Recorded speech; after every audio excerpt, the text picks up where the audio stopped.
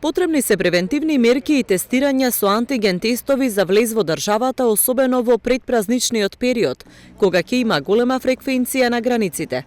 Гевгелискиот епидемиолог доктор Сашо Олумчев вели дека тестирањето ќе биде показател како се шири вирусот Омикрон и како да се постапува понатаму.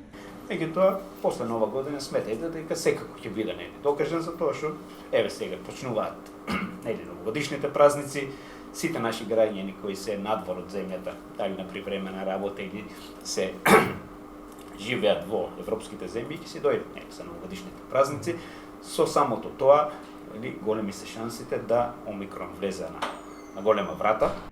Олумчев смета дека мора да се има контрола не само на границите, туку и почитување на основните мерки за заштита од вирусот, како и да се избегнуваат групирања, за да не се направи оптоварување на здравствениот систем.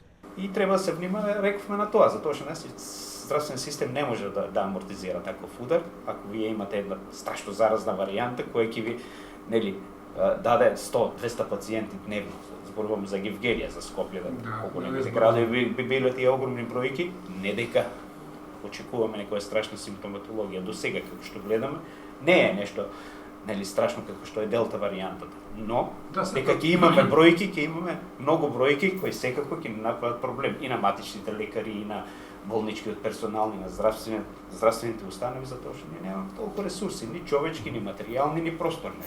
Вирусот Омикрон веќе е детектиран во земјава. Лекарите предупредуваат дека наскоро тој ќе биде доминантна варијанта на COVID-19, бидејќи брзо се шири.